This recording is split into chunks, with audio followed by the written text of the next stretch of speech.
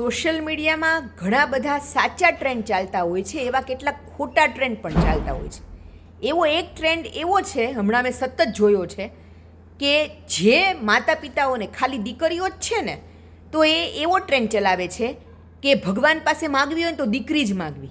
દીકરાઓ તો લગ્ન થઈ જાય પછી બદલાઈ જાય, મા બાપને ભૂલી જાય, લાગણી વગરના હોય, એની પત્નીને જ સાચવે, મા બાપનું કંઈ કરતા જ નથી. તો પ્લીઝ દીકરાઓને બદનામ કરવાનું બંધ કરો. ઘણા બધા માતા પિતાઓ એવા છે જેમને દીકરાઓ જ છે અને દીકરાઓએ મા બાપ જીવ્યા ને ત્યાં સુધી બહુ પ્રેમથી મા બાપની સેવા કરી છે, એમની જવાબદારી ઉઠાવી છે, દીકરો અને એની પત્ની, દીકરો વહુ બંને, બરાબર છે.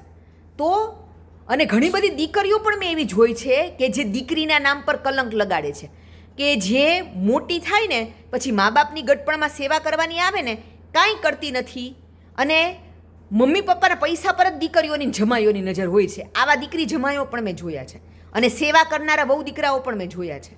એટલે દીકરો હોય કે દીકરી હોય એ મહત્ત્વનું નથી, તમારા બાળકને તમે કેવા સંસ્કાર આપીને મોટા કર્યા છે ને એ મહત્ત્વનું છે.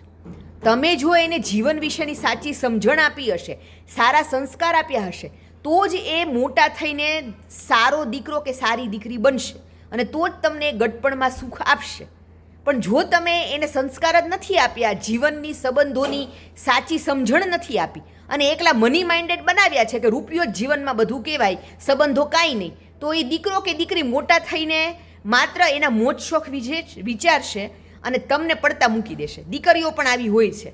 એટલે આવા ખોટા ટ્રેન્ડમાં માનવું નહીં. તમારા નસીબમાં જે હશે ને લેણ દેણ, એ જ બાળક તમારા ઘરે આવશે. દીકરો હશે તો દીકરો આવશે, દીકરી હશે તો દીકરી આવશે. આ લેણ દેણની વાત છે. પણ આપણા બાળકને સંસ્કાર કેવા આપવા ને એ આપણા હાથમાં છે મા બાપ તરીકે. તો દીકરો હોય કે દીકરી હોય, સંસ્કાર સારા આપશો ને તો જ એ ગટપણમાં તમને સુખ અને શાંતિ આપશે. આ સીધી વાત છે. તો સંસ્કાર પર ધ્યાન આપવું, દીકરો કે દીકરી પર નહીં.